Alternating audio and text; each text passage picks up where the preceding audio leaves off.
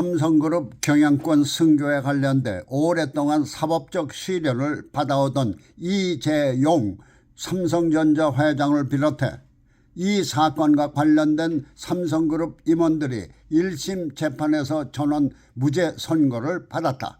문재인 정권 시절인 지난 2020년 이 사건을 검찰이 기소할 때 검찰 내부는 물론 전문적인 기관에서는 무리한 것임을 지적하며 불기소 의견과 함께 수사 중단을 권고했었다.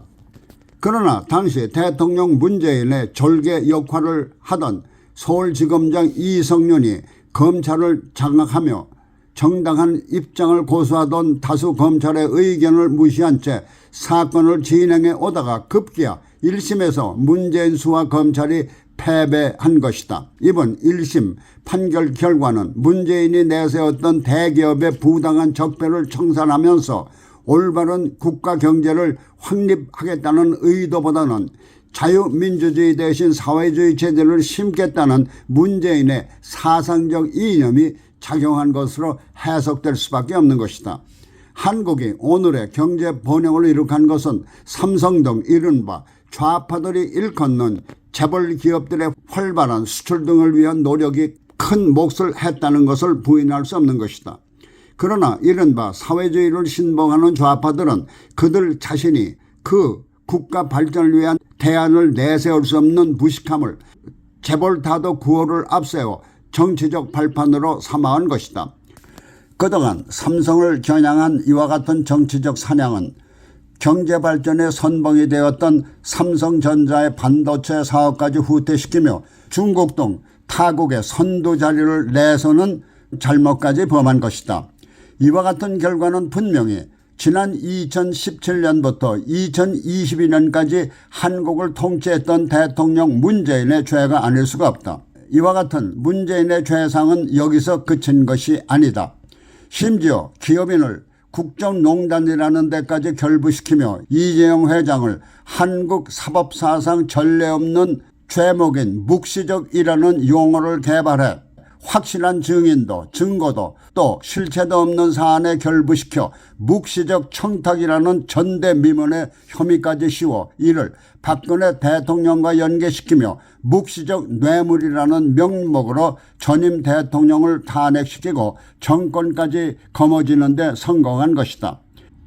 여기서 묵시적이라는 그들의 신조어에 결부되어 떠오르는 것이 문재인과 북한 김정은의 만남에서 문재인이 행한 이른바 재벌 기업의 적폐몰이가 시작된 것이 아닌가도 생각이 되는 것이다.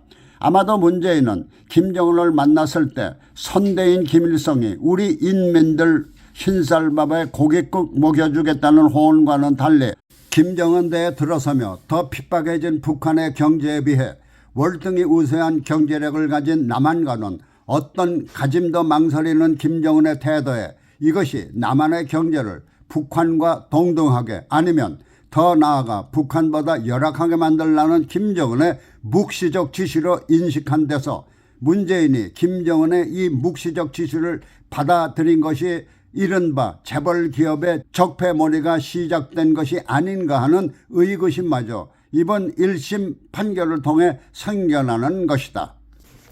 문재인의 이른바 재벌기업에 대한 적폐몰이가 그의 사상적 이념 때문이었다면 이번 1심 판결에 5년만 더 정권을 잡았으면 뜻을 이뤘을 텐데 하며 가슴을 치고 원통해하지는 않았을까 상상해 보기도 하는 것이다.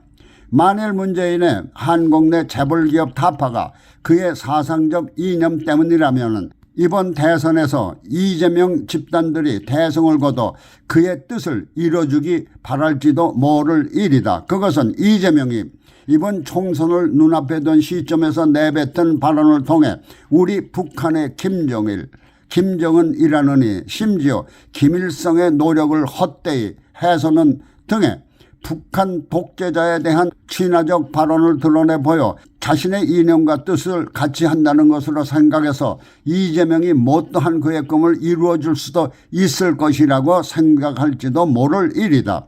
하기야 총선을 앞두고 문재인과 이재명이 서로 만나 좌파의 승리를 다짐한 것이고 보면은 그와 같은 상상이 현실처럼 느껴지는 것이다.